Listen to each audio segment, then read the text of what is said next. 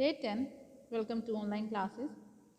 In today's lecture, we will discuss the types of essay. Mean कितने types में essay लिखे जाते हैं? Dear students, there are 4 major types of essay. Number 1, narrative essays. Number 2, descriptive essays. 3, expository essays.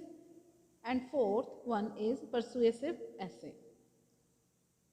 ये 4 major kinds हैं ऐसे की. Narrative ऐसे होते हैं जो उनमें स्टोरी के फॉर्म में कोई भी चीज़ बयान की जाती है, और डिस्क्रिप्टिव ऐसे बयानिया मजमून होते हैं, बयानिया ऐसे होते हैं. एक्सपोजिटरी ऐसे आर्गुमेंटेटिव ऐसेज होते हैं, एंड परसुएसिव में फैक्ट्स प्रेजेंट किए जाते हैं. हम वन बाय वन इन सबको डिस्कस करते हैं, उससे आपको ये क्लियर हो जाएंगे. Let's start from the first kind, narrative ऐसे. A narrative essay is also called an essay in which we describe a situation in the form of a story. यानी कि हम कोई भी situation एक कहानी के तर्ज से बयान करते हैं, उसमें एक कहानी की सूरत में उसको पेश कर रहे होते हैं. Here the writer tells a story. वो कहानी बताता है writer about a real life experience, जो हमारी हकीकी ज़िंदगी के तजर्बात होते हैं. It is generally written in the first person I.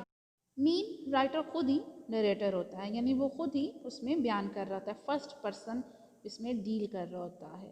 Speaker खुद ही उसमें अपने आप की एक्सपीरियंस बयान कर रहा होता है स्टोरी के फॉर्म में.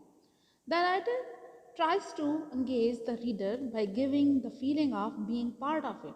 और आपको इस ऐसे पढ़ के यूँ लग रहा होता है कि आप इन ऐसे का हिस्सा हैं, आप खुद उसमें इन्वॉल्व हैं.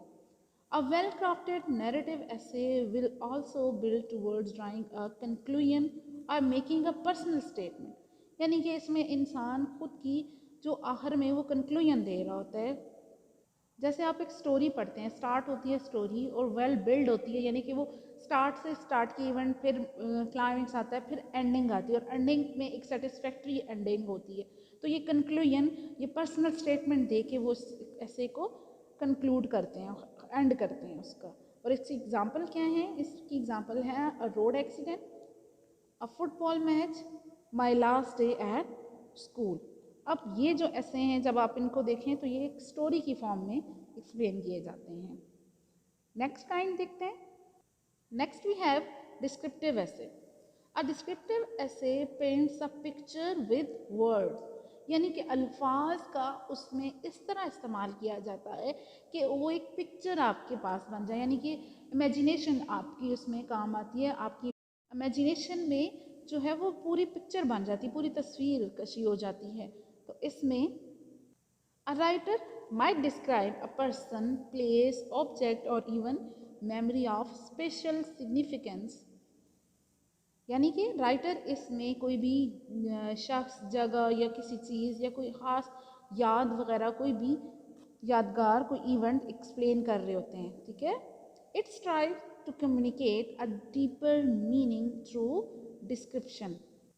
ये कोशिश करता है कि इसमें एक ख़ास गहरा मीनिंग इसके ज़रिए बयान किया जाए थ्रू डिस्क्रिप्शन. उस बयानिए में एक गहरा मीनिंग कम्युनिकेट किया जाए रीडर्स के साथ. In descriptive essay the writer shows not tell, यानी कि वो इजहार करता है, वो बताता है, वो अपने अल्फाज के ज़रिए उसकी तस्वीर कशी करता है. उसमें वो बता नहीं रहा होता through the use of colourful words and sensory details.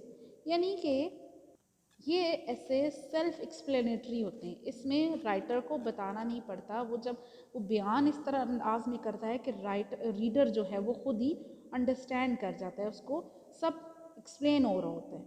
The best descriptive essay appeals to the readers emotion. अब जो ये ऐसे है, इसकी क्वालिटी ये भी है कि ये रीडर्स के इमोशन, उसके जज्बात पर असरअंदाज होता है. इन सच ऐसे there will be the use of adjectives, simile, metaphor and personification. जी, फिगरेटिव स्पीच का इसमें इस्तेमाल किया जाता है अपनी बात को ज़्यादा क्लियर करने के लिए, ज़्यादा अच्छे अंदाज में बयान करने के लिए. डिफरेंट लिटरेरी डिवाइसेस यूज़ की जाती हैं. You will know about adjective, simile, metaphor and personification. In my previous lecture I have explain all these things. Examples में क्या आता है? My favourite personality, my country, my best teacher, visit to a hill station, etcetera. The third type of the essay is expository essay. इनको हम argumentative essay भी कहते हैं। The expository essay is an informative piece of writing, यानी कि इसमें हमें मालूमात मिलती हैं that present a balance analysis of a topic. Balance analysis, मुतवाज़न तज्जिया ऑफ अ टॉपिक, किसी भी मौजू का। In an expository essay the writer explains और defines a topic using facts, statistics and examples. Mean, इसमें राइटर फैक्ट्स को use करके, फैक्ट्स को बयान करके अपने टॉपिक को एक्सप्लेन करते हैं। एग्जाम्पल में क्या आता है इसमें जी?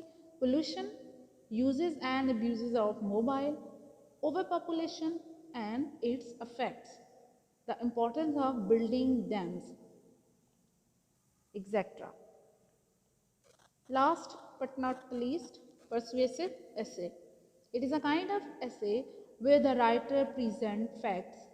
The goal of the persuasive essay is to convince the reader to accept a writer's point of view or recommendation. Mean, इसमें राइटर फैक्ट्स को प्रेजेंट करता है, हकाइक बताता है, और इनका मकसद ये होता है कि वो रीडर को, पढ़ने वाले को उस पर कन्विंस कर सके, उसको वो एक्सेप्ट कर सके कि वो, मतलब रीडर उसको एक्सेप्ट कर सके कि जो राइटर अपना पॉइंट ऑफ व्यू उसमें दे रहा है या रिकमेंडेशन जो दे रहा है, सिफारिशात जो पेश कर रहा है। The writer must build a cause using facts and logics, यानी कि वो उसमें फैक्ट्स और लॉजिक देकर अपनी कोई भी चीज़ बयान करते हैं, कोई भी कॉज तामीर करते हैं। As well as examples, expert opinions, यानी कि वो फैक्ट्स, लॉजिक, एग्जाम्पल्स और एक्सपर्ट्स ओपिनियन देकर एंड साउंड रीजनिंग पेश करके अपनी कॉज को क्लियर करते हैं। The writer should present all sides of the argument but must be able to communicate clearly and without equivocation why certain position is correct. यानी writer बहस के तमाम पहलू पेश करता है, उसको पेश करने चाहिए, और वो इस काबिल हो कि वो उनको क्लियरली वाज़े तौर पर बग़ैर किसी टाल मटोल कर कि वो उसको पेश करे कि क्यों कोई ख़ास जो हालत है या पोजीशन है वो करेक्ट है, वो ठीक है। एग्जाम्पल में इसमें क्या आता है? The importance of technology, etcetera. My dear students, it is all about the essays. See you in my next video. Till then, Allah Hafiz.